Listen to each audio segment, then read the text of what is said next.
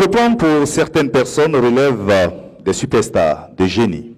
Et pourtant, des jeunes ont réussi à se forger un destin hors du commun, parfois à partir de rien.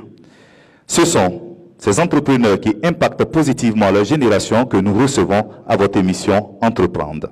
Médecin de formation, entrepreneur, fondateur de SOS Médecins Cameroun, Startup Academy, écrivain et auteur de 6 ouvrages dont Stop, assez de mensonges sur le VIH, la fonction marketing à l'hôpital, le jeune entrepreneur africain, un médecin atypique ou encore les 100 idées de projets à lancer sans financement, sans oublier le coronavirus de A à Z.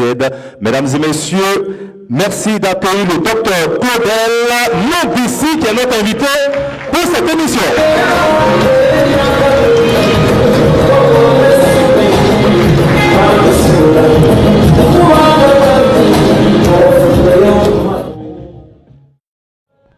Bonjour à chacun et à chacune d'entre vous. Et c'est un honneur immense pour moi d'être là afin de partager avec vous mon expérience et surtout les thématiques du jour. Est-ce qu'il y a des personnes dans la salle qui ont des industries? D'accord. Des entreprises? D'accord. Des commerçants?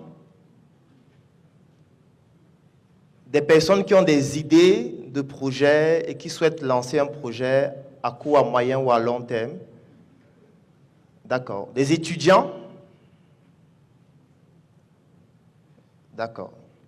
En fait, ça va me permettre d'avoir une orientation en fonction du besoin.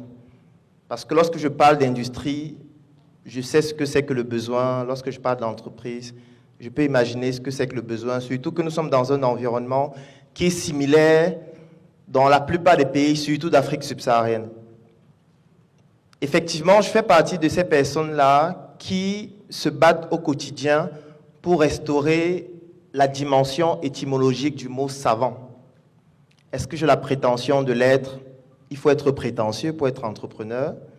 Et je vous recommande aussi d'être prétentieux dans vos initiatives, dans vos projets, dans vos réalisations.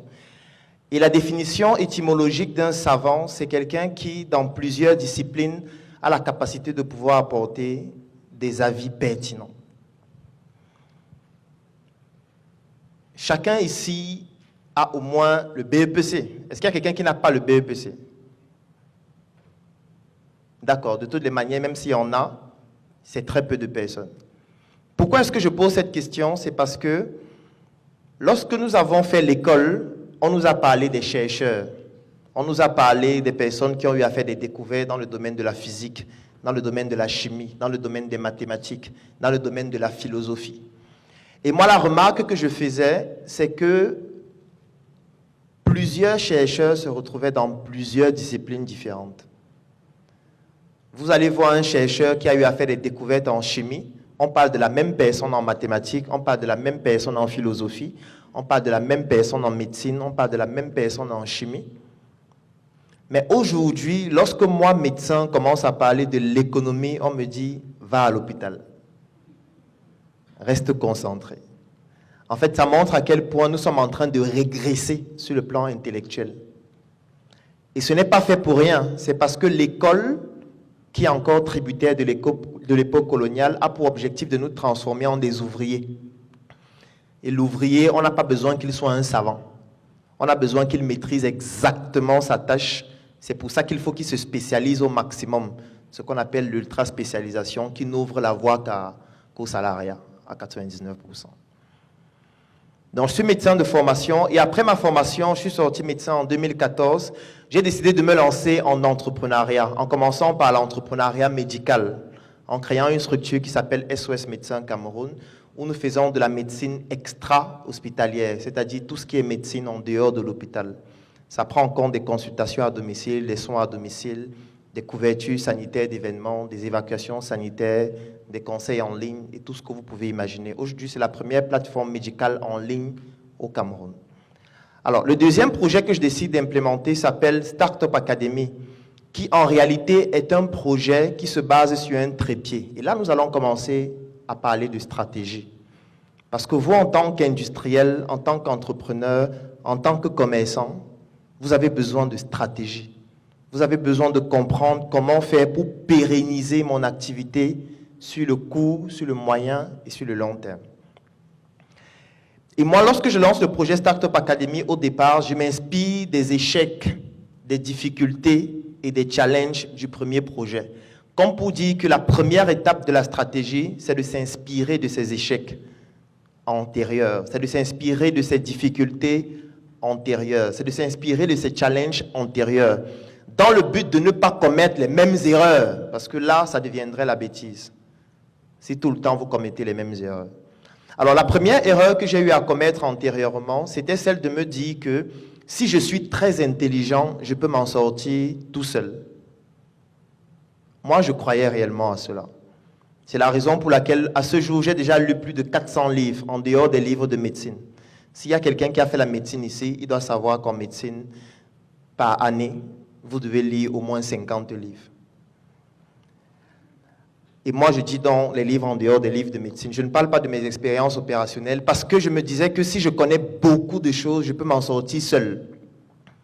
Et ça m'a pris beaucoup d'années. Ça m'a fait dépenser énormément d'argent pour comprendre au final que qu'importe vos connaissances, qu'importe votre talent, il est impossible de perdurer si vous continuez seul. Et ça, c'est une erreur que j'ai commise dans le premier projet, que je ne voulais pas commettre dans le deuxième. Et c'est la raison pour laquelle j'ai étendu le projet en 3 étapes. La première étape, c'est de sensibiliser. La deuxième étape, c'est de former. Et la troisième étape, c'est d'investir. Parce qu'aujourd'hui, les gens investissent au début. Et c'est une grosse erreur stratégique. Parce que la plupart des personnes d'entre vous qui souhaitent se lancer veulent peut-être utiliser leur épargne, veulent peut-être utiliser de l'argent qu'on a pu obtenir par divers canaux. Ça peut être des institutions financières, ça peut être du love money à travers un membre de la famille ou qu'importe. Et on se lance directement dans l'investissement sans passer par d'autres étapes stratégiques que je vais expliquer tout de suite. Pourquoi? Parce que nous sommes dans un univers qui est fragmenté en communautés, surtout sur le plan entrepreneurial. L'entrepreneuriat fonctionne en communauté. Et les communautés interagissent entre elles par intérêt. Ça veut dire qu'il y a 2 cas de figure lorsque vous voulez entreprendre. Si vous souhaitez perdurer, soit vous intégrez une communauté, soit vous créez votre communauté. Il n'y a pas un autre moyen. Si vous investissez votre argent dans un projet sans comprendre ce principe préalable, votre projet ne peut pas mettre longtemps. C'est impossible. Soit vous créez votre communauté, soit vous intégrez une communauté qui existe déjà. Parce que l'entrepreneuriat fonctionne en communauté. Vous n'allez pas le comprendre quand vous fonctionnez à petite échelle au début. Au début, ça ne vous concerne pas. Quand vous êtes un commerçant, vous vendez 10 chaussures, 20 chaussures, 30 chaussures, vous avez l'impression que ça va, que tout va bien. C'est quand vous allez commencer à monter à des échelles importantes que vous allez comprendre qu'il y a des communautés. Je vais vous prendre un exemple. Moi, j'ai un oncle qui a eu à perdre 7 milliards dans l'industrie du textile au Cameroun. Parce que lui, il se disait, le Cameroun importe plus de 150 milliards de vêtements usagés, qu'on appelle la friperie, et que moi j'appelle des vêtements fantômes. Fantômes parce que la durée de vie s'est déjà achevée dans un environnement économique, et c'est en train de renaître dans un autre. C'est pour ça que j'appelle ça les produits fantômes. Et des vêtements neufs qui viennent en général de l'Asie. Ça représente 150 milliards par an au Cameroun. Alors lui, il s'est donc dit, mais le Cameroun produit le coton, comme le Burkina qui produit beaucoup de coton. Il s'est donc dit qu'il va mettre sur pied une usine pour transformer le coton local en tissu afin de pouvoir concurrencer les produits qui viennent d'ailleurs. Mais ce qu'il ne comprenait pas, c'est que l'entrepreneuriat fonctionne en communauté, surtout dans le domaine industriel qui est beaucoup plus compétitif et que j'appelle le domaine expert de l'entrepreneuriat. Parce qu'en entrepreneuriat, il y a des niveaux, un peu comme dans les jeux vidéo. Il y a le niveau débutant, c'est ceux qui font le commerce. Il achète à un prix X, il met une marge Y, il vend. Ça, c'est le niveau débutant. Ensuite, il y a le niveau moyen. C'est là où tu dis, j'ai déjà beaucoup vendu. Maintenant, je crée une structure, je recrute des personnes pour qu'on passe à une échelle un peu plus importante. Il y a le niveau expert, où tu dis, je ne veux plus acheter, je veux produire moi-même pour pouvoir distribuer ce que je produis. Ça, c'est le niveau expert de l'entrepreneuriat. Pourquoi je dis expert? C'est parce que c'est le niveau où il y a le plus d'argent. Et là où il y a beaucoup d'argent, on ne veut pas qu'il y ait beaucoup de personnes. Ce qui fait que les communautés sont beaucoup plus fortes dans les domaines d'activité où il y a beaucoup d'argent. Est-ce qu'il y a quelqu'un ici qui est dans l'industrie du pétrole? Du gaz? Est-ce qu'il y a quelqu'un qui a une banque ici? Vous voyez qu'il n'y a personne, n'est-ce pas? C'est ça. C'est ce que j'étais en train d'expliquer antérieurement. Mais si je dis, est-ce qu'il y a quelqu'un dans la cosmétique? Il y aura beaucoup de gens. Est-ce qu'il y a des gens qui vendent le beurre de karité? Il y aura beaucoup de gens. Est-ce qu'il y a des gens qui vendent les tissus, qui sont couturiers, stylistes? Il y aura beaucoup de gens. Mais plus on tend vers les domaines stratégiques, et moins il y a de gens. Et même quand il y a des gens, ce sont les Occidentaux. Et ce qui se passe donc, c'est qu'il a donc investi, il a ouvert l'usine. Et il s'est rendu compte de quelque chose qu'on ne dit pas à la télévision, qui ne passe dans aucune émission. Parce que ce sont des informations spirituelles. Une information spirituelle, c'est une information qui passe par une initiation. Ça veut dire que si vous n'êtes pas initié, vous ne pouvez pas avoir accès à cette information. Ça ne sera jamais divulgué dans les médias, ni dans la presse, ni dans un journal, ni même vis-à-vis de quelqu'un qui a cette information et qui se rend compte que vous n'êtes pas initié. Il ne vous donnera pas cette information. Mais lui, il a appris ça à ses dépens. Pourquoi? Parce qu'après avoir mis sur pied l'usine, il a recruté tous les experts avec toutes les machines qui sont arrivées. Et c'est après avoir fait ça qu'il s'est rendu compte qu'il n'y a pas le coton au Cameroun. Parce qu'il suivait souvent à la télé, le Cameroun produit le coton. Telle tonne par an. Le Cameroun exporte le coton. Le Cameroun n'a pas de producteurs locaux qui peuvent transformer le coton. On n'a que les tisserands qui tissent à la main de manière artisanale. Il s'est donc dit, c'est un marché. Il a donc investi sans comprendre ce que j'ai expliqué avant. Pourquoi est-ce que je dis qu'il n'y a pas le coton? Parce que même ici au Burkina, il n'y a pas le coton. Hein. Il n'y a pas le coton ici au Burkina Faso. Et si vous voulez bien comprendre qu'il n'y a pas le coton, lancez votre usine. Et quand vous allez lancer, on va causer après, je vais vous expliquer, et vous allez mieux comprendre pourquoi il n'y a pas le coton. En fait, pourquoi est-ce qu'il n'y a pas le coton? Tant que vous le faites de manière artisanale, il y aura le coton. Tant que vous allez acheter 5 kilos, 10 kilos, 20 kilos, 30 kilos, il y aura le coton. Tu peux aller rencontrer un artisan, il te vend son coton. Tu peux aller rencontrer un cultivateur, il te vend sa petite production. Là, il n'y a pas de problème. Mais on sait qu'en produisant de manière artisanale, tu ne peux pas t'enrichir. C'est pour ça qu'ils ne te dérangent pas. Ils vont te laisser faire. Parce que l'artisanat ne peut pas t'enrichir. Sauf lorsque l'artisanat est fait avec un côté luxueux. Et vous n'avez pas les moyens pour faire de l'artisanat de luxe. Donc on sait déjà qu'en restant des artisans, vous allez rester pauvre toute votre vie. Par contre, lorsque vous commencez à vous intéresser à l'industrie, ça veut dire que vous avez besoin de quantités beaucoup plus importantes. Parce que lui, pour tourner son usine, il avait besoin des tonnes de coton. Et quand vous allez vouloir maintenant acquérir des tonnes de coton, vous allez vous rendre compte qu'il n'y a pas le coton. Parce que vous allez aller chez un cultivateur, vous voulez acheter, il va vous dire non, ma production a déjà été vendue les 30 prochaines années. Pas les 3 prochaines, hein, les 30 prochaines. Ça veut dire qu'il y a quelqu'un qui est venu dans son village, qui a acheté les terres, qui a construit une case pour le chef du village, qui donne un salaire au chef du village chaque mois, qui a recruté des gens, qui a payé pour les former, qui a payé pour leur donner le matériel, qui a financé toute la production et qui a signé un contrat avec eux pour acheter toute la production pendant 30 ans. Et quand vous allez rencontrer le premier, vous allez vous dire que bon, c'est parce que lui ne veut pas me vendre. Vous allez rencontrer le deuxième, le 5e, le 20e, et vous allez vous rendre compte qu'il n'y a pas le coton. Que personne ne peut vous vendre les quantités de coton que vous voulez. Je sais que vous allez penser directement à ce à quoi je pense maintenant. Produire votre coton vous-même. Parce qu'ils vous ont déjà attendu là-bas. Parce qu'ils savent que quand vous n'allez pas pouvoir acheter, vous allez vouloir produire vous-même. Et quand vous allez vouloir produire vous-même, vous allez vous rendre compte qu'il n'y a pas les terres. Parce que vous croyez que les terres qui sont là, ça nous appartient, n'est-ce pas? Ça ne nous appartient pas. En tout cas, pas comme on croit. Vous allez vous rendre compte dans des cas de figure que vous voulez acheter certaines superficies. On vous dit non, vous ne pouvez pas acheter cette superficie. Et même lorsque vous réussissez à acheter, les contraintes de production sont tellement importantes que le coût de production du coton est tellement élevé que vous ne serez pas compétitif si vous transformez ça localement. Donc vous allez vous retrouver en train d'importer le tissu, après avoir perdu 7 milliards comme lui. Ça, c'est de la stratégie, de comprendre ça. Parce que si vous ne comprenez pas ça, vous allez investir de l'argent dans des projets sans comprendre qu'il y a des niveaux. Et qu'en fonction des niveaux, les informations ne sont pas les mêmes. Les enjeux ne sont pas les mêmes. Les challenges ne sont pas les mêmes. C'est pour ça que lorsque quelqu'un vient me voir et me dit « j'ai un projet, je veux me lancer », les conseils que je vais lui donner ne seront pas les mêmes que quelqu'un qui s'est déjà lancé et qui fait déjà un chiffre d'affaires de 50 millions. On ne va pas parler de la même chose parce que les enjeux sont différents. Il est très important pour vous de comprendre la stratégie. Et moi, donc, ayant compris ces enjeux, je me suis dit, première étape, il faut que je crée ma communauté. Pour créer la communauté, qu'est-ce qu'il faut faire? Il faut créer un courant de pensée. Parce que tu ne pourrais pas venir là et dire aux gens, pour entrer dans ma communauté, donnez-moi 2000 ou suivez-moi même gratuitement. Parce que il y a des personnes qui se disent que suivre gratuitement veut dire qu'on ne paye pas. Non.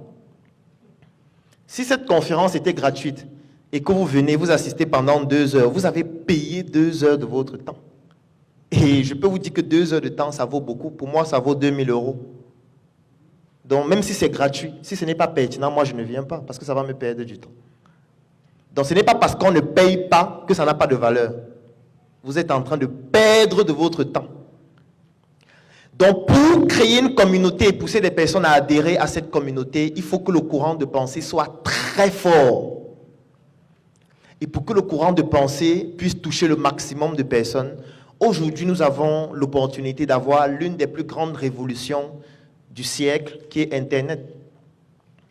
Ça veut dire qu'aujourd'hui, vous pouvez partager vos connaissances, partager votre savoir, pour toucher des personnes qui ont la même sensibilité que vous.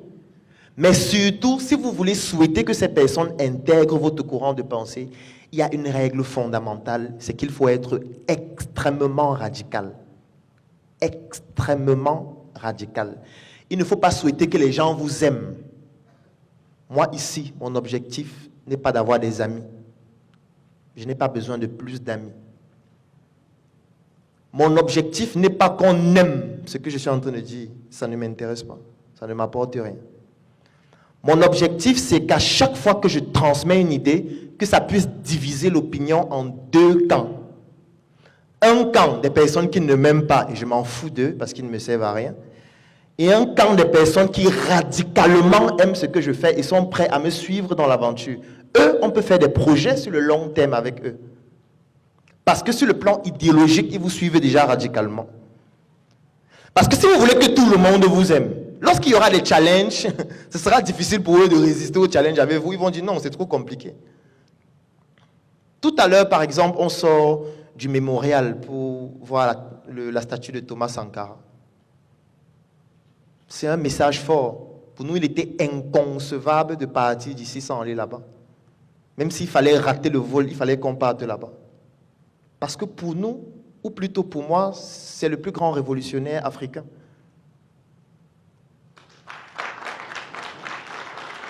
Je veux juste vous faire comprendre à quel point, lorsqu'on a un courant de pensée, il y a donc des figures marquantes de ce courant de pensée qui doivent être des points culminants de l'idéologie. C'est pour ça que lorsqu'on y est allé, il était important aussi pour moi de porter une tenue qui montre qu'on est en train de continuer le combat de Thomas avec le tissu local. Si vous suiviez Thomas ou si vous avez eu à suivre même ces vidéos, vous devez comprendre ce que je suis en train de dire. Parce que toutes les grandes entreprises créent leur communauté. Même à l'église, il y a des communautés. Ce n'est pas pour rien qu'à l'église, il y a le baptême, la communion, la confirmation.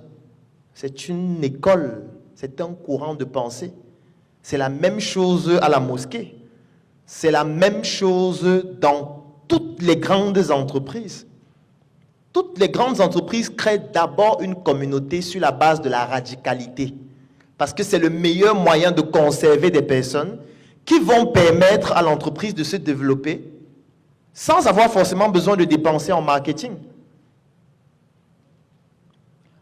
Parce que si aujourd'hui vous attaquez la foi d'un musulman, il peut vous éliminer même physiquement. Ce n'est pas son imam qui lui demande de vous éliminer. C'est parce qu'il a une foi tellement profonde que quand vous attaquez ça, vous l'avez attaqué dans son être. Et imaginez-vous que dans cette foi, on lui dit que c'est le produit, ce qui est le meilleur. En fait, on n'a plus besoin de prêcher. Il va l'utiliser, il va recommander, il va dire à ses enfants de l'utiliser. Et si tu ne l'utilises pas, tu seras comme son ennemi. Ça veut dire qu'on n'a plus besoin de dépenser en marketing pour vendre. Et imaginez-vous maintenant si vous avez une communauté de 1000 personnes, 10 000 personnes, 100 000 personnes, 1 million de personnes, ou plus d'1 milliard de personnes comme la religion catholique, qui est l'entreprise la plus vieille de l'humanité, qui a plus de 2000 ans. Vous comprenez donc que vous devenez invincible. Et vous pouvez perdurer sur le long terme. Et pour perdurer sur le long terme, il faut des personnes qui enseignent le courant de pensée. À l'église, c'est la catéchèse. Même quand vous voulez devenir prêtre, il y a une école pour devenir prêtre. Ce n'est pas qu'on sort, on a le bac et on devient prêtre, non. Dans votre entreprise actuelle, quelle est la communauté que vous êtes en train de bâtir? Quel est le courant de pensée qui porte votre projet? Quelle est l'idéologie sur laquelle vous vous appuyez pour que ce soit le capital de votre motivation au quotidien? Si vous n'avez pas ça, vous n'allez pas faire long feu, qu'importe les moyens dont vous disposez. Et je vous ai pris l'exemple avec le coton. Parce qu'en réalité, ceux qui contrôlent le coton ont créé des communautés dans lesquelles ils ont déjà pris les producteurs qui produisent pour la communauté. Et vous n'avez pas de communauté, comment vous allez faire? Et c'est le cas dans tous les domaines d'activité. Ce n'est pas seulement le coton, c'est la même chose avec le café. Le cacao encore, c'est pire. Il n'y a pas le cacao au Burkina, ni en Côte d'Ivoire. Donc ne pensez pas que vous allez monter une usine, transformer le chocolat, vous voulez 500 000 tonnes, vous allez prendre ça chez qui? Qui va vous vendre ça? Personne. Vous allez fermer l'usine parce que l'usine ne pourra pas tourner au régime. Et si l'usine ne tourne pas au régime, ce n'est plus rentable. Et si ce n'est plus rentable, vous n'avez pas investi seulement avec votre argent, dont vos créanciers vont commencer à vous soutenir comme l'accord de soutien le pendu. Il est donc important pour vous de comprendre ces éléments stratégiques. C'est la raison pour laquelle dans le projet Startup Academy, la première étape, c'était de bâtir la communauté. Sensibilisation. L'objectif, c'était de bâtir la communauté pendant 18 mois, afin d'avoir minimum 1000 personnes qui intègrent la communauté. Et cet objectif a été atteint en moins de 10 mois. Après les 18 mois, on décide donc de passer à la deuxième étape de la stratégie. Ça veut dire on a déjà les personnes qui sont dans la communauté. Mais le problème, c'est que ces personnes n'ont pas forcément les qualifications pratiques, les compétences opérationnelles dont on a besoin pour les différents projets industriels. Ça veut dire qu'il faut maintenant créer une école dans la communauté qui forme et donne des compétences opérationnelles aux personnes qui intègrent la communauté. C'est comme ça qu'on passe à la deuxième étape du projet. Là, nous sommes en 2017 et nous commençons à faire des formations entièrement pratiques dans le domaine industriel. Ce sont des ateliers sur la cosmétique où on va apprendre à quelqu'un comment fabriquer un produit cosmétique comme un savon, comme un lait de toilette. Ce sont des ateliers dans le domaine de l'agro-industrie où on va apprendre à quelqu'un comment transformer le soja en lait, comment par exemple fabriquer du chocolat en utilisant les fèves de cacao, etc. Parce qu'il faut, au-delà de l'idéologie, des compétences pratiques. Et ça, c'est avec des formations dispensées par des membres de la communauté qui ont l'idéologie et qui vont installer dans la formation l'idéologie. Parce qu'on ne va plus former comme à l'école. On va former avec le courant de pensée idéologique. Et dès que cette dernière étape est terminée, et cette étape a aussi mis 1 an pratiquement, en avril 2018, nous décidons de passer à la troisième étape qui en réalité est l'étape la plus stratégique, c'est-à-dire investir. Ce n'est pas parce qu'au début, nous n'avions pas de projets pour investir, non. C'est parce que nous avions compris qu'il fallait d'abord la communauté, ensuite des personnes dans la communauté qui ont des compétences opérationnelles, avant de passer à la troisième étape où on investit, cette fois en utilisant les ressources de la communauté. 4 entretiens de recrutement sur 5 ne font pas l'objet d'un avis de recrutement. 4 entretiens de recrutement sur 5 ne font pas l'objet d'un avis de recrutement. Quand vous voyez avis de recrutement, ça veut dire qu'on veut recruter un ouvrier ou quelqu'un qui a des qualifications qu'on ne retrouve pas dans la communauté. C'est pour ça que les conditions sont extrêmement strictes. On va vous dire, on veut quelqu'un qui a 10 ans d'expérience, qui a déjà travaillé dans tel domaine d'activité, parce qu'on ne veut pas acheter seulement son savoir, on veut acheter aussi l'expérience qu'il a dans les entreprises concurrentes. Mais si vous voyez un avis de recrutement, on dit, on recherche un vendeur, c'est que c'est un ouvrier qu'on veut. Parce que les tâches stratégiques, on les prend dans la communauté. C'est pour ça qu'à la Startup Academy, lorsqu'on lance une nouvelle usine, il n'y a pas d'avis de recrutement. Vous allez seulement voir, il y a une nouvelle usine que la Startup Academy vient de lancer. Comme la toute récente qu'on vient de lancer qui s'appelle Startup Foods, où nous faisons dans l'agroalimentaire et nous avons lancé un premier produit sur le marché qui s'appelle Choco. Mais vous n'allez jamais voir avis de recrutement d'un directeur, avis de recrutement d'un responsable, jamais. On va recruter les commerciaux peut-être, c'est-à-dire des ouvriers. Mais ceux qui vont avoir les rôles stratégiques dans l'entreprise, on ne les recrute pas. On ne recrute pas quelqu'un qui vient d'ailleurs sans idéologie. On ne recrute pas quelqu'un qui va venir dans l'entreprise et ne pas comprendre les valeurs de l'entreprise. Il faut qu'il passe par les 3 étapes avant de se retrouver dans des postes stratégiques. Parce que c'est le secret de la pérennité de l'entreprise. Et une autre chose fondamentale, c'est que dès qu'on a pu bâtir une stratégie pareille, il faut maintenant un élément très, très, très important. C'est qu'il faut que la communauté ait un ennemi. Une communauté qui n'a pas d'ennemi ne peut pas résister longtemps. Donc il faut que toutes les personnes qui sont au sein de la communauté se disent « Nous avons un ennemi commun que nous devons combattre. » Et cet ennemi doit être invincible. Ça doit être un ennemi qu'on ne peut pas éliminer. Comme Satan. Est-ce qu'on peut éliminer Satan? Vous pensez qu'il y aura un jour où il n'y aura plus Satan? Et tant que Satan existe, toutes les communautés qui ont pour ennemi Satan vont résister longtemps. C'est la stratégie. Quel est l'ennemi de la communauté qui fonde votre entreprise? C'est qui l'ennemi? Nous, notre ennemi, c'est par exemple les importations. C'est pour ça que nous prenons le patriotisme économique. Est-ce qu'il y a un jour où les importations vont s'arrêter? Ça veut dire que notre mouvement va résister à jamais. Parce qu'il n'y a aucun pays qui peut s'autosuffire lui-même. Ça n'existe pas.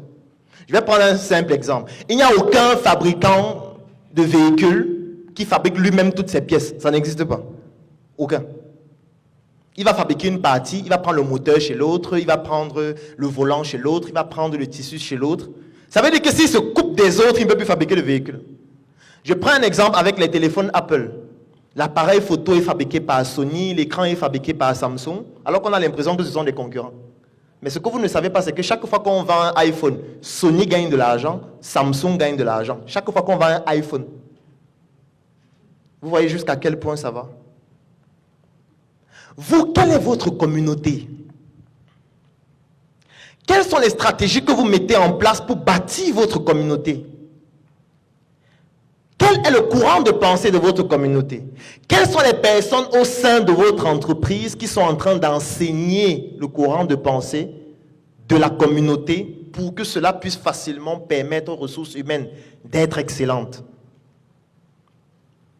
Moi, quand je vois un entrepreneur qui fait lui-même des entretiens de recrutement, je sais comment ça va finir. Je sais déjà. Quand je vois un entrepreneur qui met avis de recrutement, nous recherchons un vendeur puissant qui va gérer tout le département marketing de l'entreprise. Et les gens lui posent les dossiers, il est assis, il lit les dossiers, je sais comment ça va finir. Ça va finir avec une de ces personnes qui va aller en prison. Ou quelqu'un qu'on va virer, ou un procès, ou je sais déjà.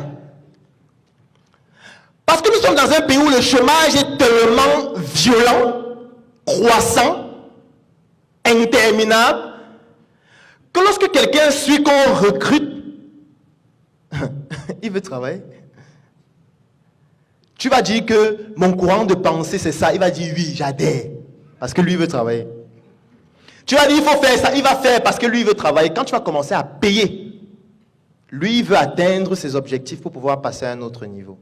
Mais je pense qu'avec ces petits éléments, je vous ai donné des éléments stratégiques qui devraient permettre désormais à vos entreprises, à vos industries, de pouvoir perdurer pendant longtemps en comprenant ces facteurs fondamentaux de réussite. Et le dernier de tous ces facteurs, c'est le fait qu'il faut absolument travailler ensemble. Je vous remercie. Ovation pour le docteur Claudel Noubiel. Merci, docteur, de vous asseoir. Une petite anecdote. On dit de vous que vous avez vendu votre lit pour vous lancer dans l'entrepreneuriat. Vrai ou faux? Vrai. Comment on décide de vendre son lit, en fait? Parce que quand même, c'est là où on se repose, en fait. Comment on fait? Et qu'est-ce qui peut motiver un tel choix, en fait? Alors, moi, je suis médecin de formation, comme je l'ai dit antérieurement. Est-ce qu'il y a des femmes qui ont déjà accouché dans la salle? Ah ouais, quand même. Hein. Est-ce qu'il y a des femmes qui ont déjà utilisé des médicaments pour décongestionner les fosses nasales de leurs enfants quand l'enfant a des difficultés respiratoires? Est-ce qu'une femme peut nous dire combien ça coûte en moyenne, ce médicament? Voilà. Voilà un médicament qui coûte 3 000 francs, qui ne fait pas 500 millilitres, mais en réalité, c'est de l'eau salée. Donc, ça veut dire que le Burkina Faso importe l'eau salée et vend l'eau salée à 3 000 francs. Ça ne fait même pas 500 millilitres. Ça veut dire que ça coûte plus cher que l'eau minérale. Pour moi, c'est ce que j'appelle le coma intellectuel. D'accord. Et lorsqu'on est déjà dans une phase de coma, la première étape, c'est de se réveiller et d'arrêter de dormir intellectuellement. Donc, il faut laisser son lit sur lequel on était dans un coma intellectuel pour se réveiller intellectuellement afin d'apporter des solutions qui permettent au Burkina Faso de se développer. Tout un symbole. Alors, docteur Claudel, aujourd'hui, vous êtes assez célèbre grâce aux réseaux sociaux. Comment vient l'idée d'exploiter ce canal? L'idée d'exploiter ce canal, en réalité, vient depuis que je suis tout petit, parce que j'ai eu l'opportunité d'avoir des parents qui m'ont permis de toucher à l'outil informatique très jeune, c'est-à-dire en classe de 4e, nous avions déjà un ordinateur à la maison, et avec une connexion Internet même d'ailleurs, et ce qui fait en sorte que je me suis frotté dans l'informatique pendant la jeunesse, j'ai appris à programmer, je me suis frotté à tout ce qui est digital, et quand j'étais en faculté de médecine, il y a eu une explosion des réseaux sociaux. D'accord. Et les réseaux sociaux, nous utilisions déjà ça en faculté de médecine pour des cours, pour transmettre des informations, etc. Et quand je commence donc à me lancer en entrepreneuriat, je me dis, puisque je n'ai pas beaucoup d'argent pour créer une grande clinique, un grand hôpital, je peux créer une plateforme en ligne à travers laquelle je donne des conseils, je vais consulter à domicile parce que ça ne nécessite pas beaucoup de moyens. J'avais acheté un sac, j'ai floqué dessus SOS médecin, j'ai acheté un stéthoscope, j'ai fait une carte sur laquelle j'ai mis mon nom. Et quand je communiquais donc en ligne, c'était sur Facebook, il y a des gens qui me contactaient sur WhatsApp et moi je partais consulter à domicile. Ça coûtait 10 000 francs en journée et à partir de 16 heures, ça coûtait 15 000 francs. Donc c'est ainsi que j'ai commencé à voir la puissance d'Internet sans que je n'ai à dépenser beaucoup d'argent parce que je faisais des gardes dans les hôpitaux pour avoir un peu d'argent, pour communiquer en ligne, pour recharger ma carte, etc.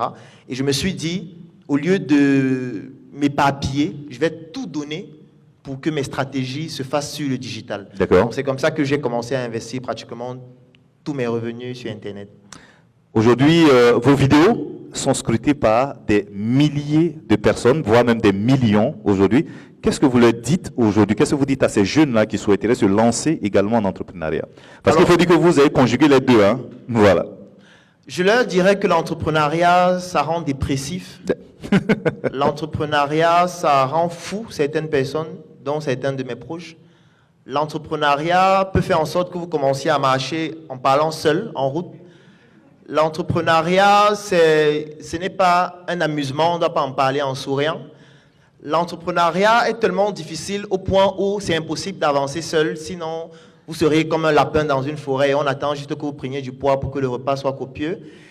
Et je pourrais juste conclure en leur disant qu'en même temps, l'entrepreneuriat c'est passionnant. D'accord. En même temps, l'entrepreneuriat peut permettre de s'épanouir lorsqu'on est passionné et lorsqu'on a compris ces principes stratégiques que j'ai expliqués antérieurement. Mais surtout, l'élément fondamental, c'est que l'entrepreneuriat, et plus précisément l'entrepreneuriat industriel, Oui. c'est le seul moyen de contribuer à développer un pays et c'est le seul moyen de créer de la richesse de manière importante. Aujourd'hui, par exemple, la Startup Academy, c'est un ensemble d'entreprises et d'industries qui font des chiffres d'affaires en plus de 500 millions par an et ça ne peut pas être possible si on n'a pas une base solide, une équipe solide. Parce qu'en réalité, les gens me voient dans les vidéos, mais Oui. en me voyant, ce que vous devez savoir, c'est que ce sont des millions de personnes que vous êtes en train de voir à travers moi. D'accord. Parce que je ne suis qu'une minuscule partie d'un iceberg qui est très grand. Merci d'applaudir pour le docteur Claudel Nombissier. À présent, nous prenons les préoccupations de nos assistances. Tout à l'heure, vous étiez en train de nous parler de développer les ressources humaines. Bon, j'aurais aimé en tout cas avoir un peu plus de détails.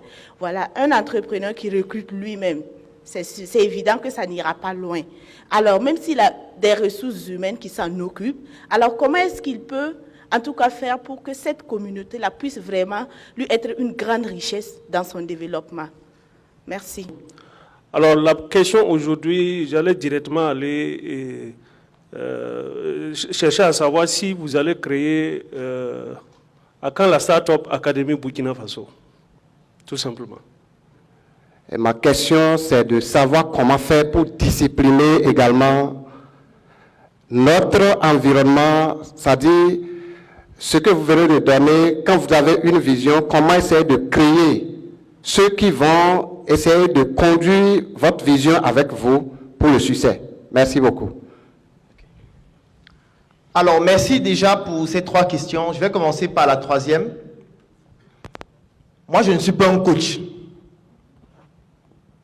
Ça ne m'intéresse pas. Je ne suis pas un influenceur ou tous ces mots. Ça ne me plaît même pas de faire ça. Mais si vous avez compris le développement stratégique que j'ai fait antérieurement, je suis obligé de le faire parce qu'il faut une communauté toujours plus grande. Ce n'est pas parce que je veux devenir coach, ça ne me sert à rien. Le jour où il y aura une autre personne plus compétente pour le faire, je vais arrêter de le faire et cette personne viendra le faire. Donc, ne venez pas créer une communauté en voulant devenir une star. Ce n'est pas ça l'objectif. Ça ne sert à rien. Peut-être à vous seul. Pourtant, on veut construire quelque chose ensemble. Si nous sommes venus ici au Burkina, ce n'est pas pour être les héros. Je pense que vous avez un héros beaucoup plus valeureux que tout le monde ici. Et ce n'est pas pour autant qu'il n'a pas été assassiné. Ça veut dire qu'être un héros, ça ne suffit pas. Si on n'a pas la capacité à se dupliquer et à faire en sorte que nos compétences font en sorte que les autres soient aussi des héros. Donc, être coach motivateur, héros, star, ce n'est pas ça l'objectif sur le plan stratégique lorsqu'on veut mettre sur pied une entreprise et qu'on souhaite que l'entreprise soit pérenne. Donc, quand j'entends coach, ça me fait toujours des crampes d'estomac parce que j'ai l'impression qu'on s'éloigne et ça pousse les gens à vouloir devenir coach. Après, c'est de leur droit de rester pauvres toute leur vie.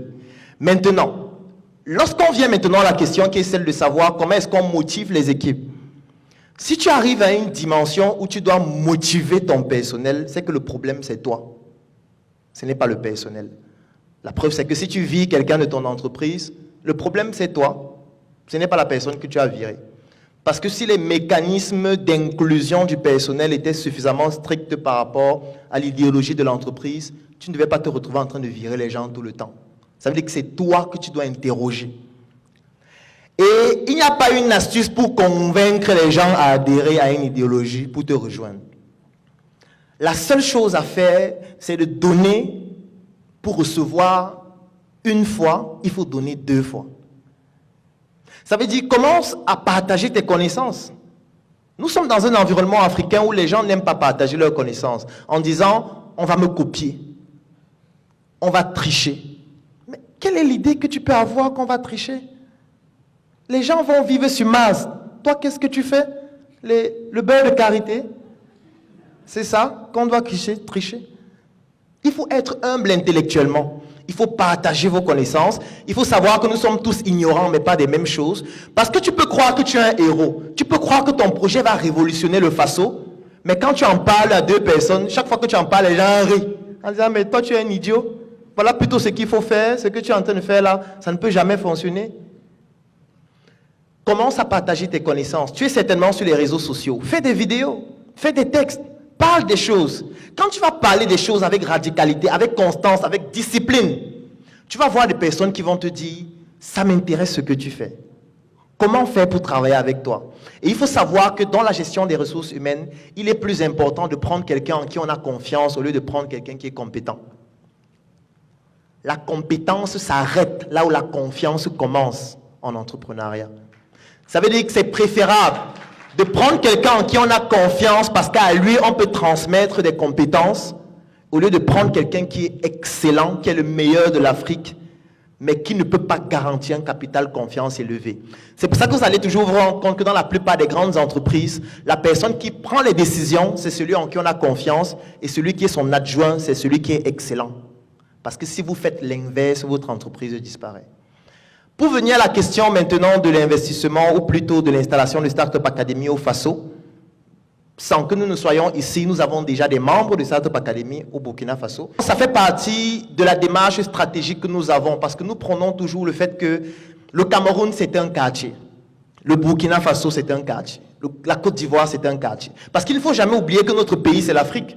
Et que cette Afrique a été fragmentée en 1884 lors d'une conférence à Berlin, où les Occidentaux ont voulu partager le gâteau Afrique en disant « Moi, je prends le Burkina, toi, tu prends le Cameroun, toi, tu prends le Tchad. » Donc, il faut qu'on comprenne que l'Afrique, c'est notre pays. Et lorsqu'on a compris ça, lorsqu'on lance un projet, on a pour ambition que le projet se répande partout en Afrique. Parce que lorsqu'un Américain fait un projet aux États-Unis, il ne veut pas être le meilleur de Washington. C'est médiocre. Comment tu veux être le meilleur de Ouagadougou? Petit Ouagadougou, tu dis que tu es le meilleur? Tu dois être le meilleur de l'Afrique.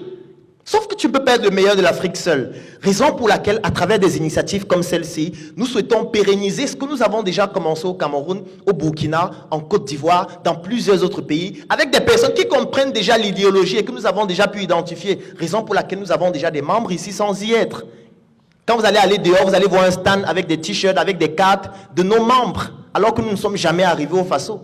C'est pour que vous puissiez comprendre la puissance du courant de pensée qui fait en sorte que même des personnes qui sont à 1000 km de vous y adhèrent sans vous voir. Faites aussi cela pour votre entreprise et je vous annonce que dans les prochains mois, il y aura une succursale de Startup Academy au Faso. Et je vais terminer maintenant avec la question sur les ressources humaines. En réalité, j'avais déjà amorcé la réponse antérieurement. Il faut tout simplement comprendre que la confiance est plus importante que le reste. Les compétences, on peut apprendre. Est-ce qu'il y a des gens dans cette salle qui ne parlent pas anglais? Mais vous savez que vous pouvez apprendre l'anglais en 2 mois jusqu'à vous partir aux États-Unis. Ça montre qu'on peut apprendre des compétences. Mais on ne peut pas, en très peu de temps, vous faire confiance. Ça, c'est difficile. Ça veut dire que s'il faut choisir entre quelqu'un qui est compétent et quelqu'un en qui on a confiance, on va d'abord prendre quelqu'un en qui on a confiance. Parce qu'au moins, on peut lui confier des tâches en dormant sans avoir un stress toute la nuit. Et maintenant, on va capaciter cette personne avec des compétences pour qu'en même temps, on puisse avoir confiance en quelqu'un qui est compétent. Maintenant, cette personne peut être accompagnée d'expertise beaucoup plus pointue afin d'arriver à un résultat optimal pour l'entreprise. Je vous en prie. Amis téléspectateurs, c'était un réel plaisir, bien sûr, pour nous de partager cet entretien avec vous. On se retrouve très prochainement. À bientôt.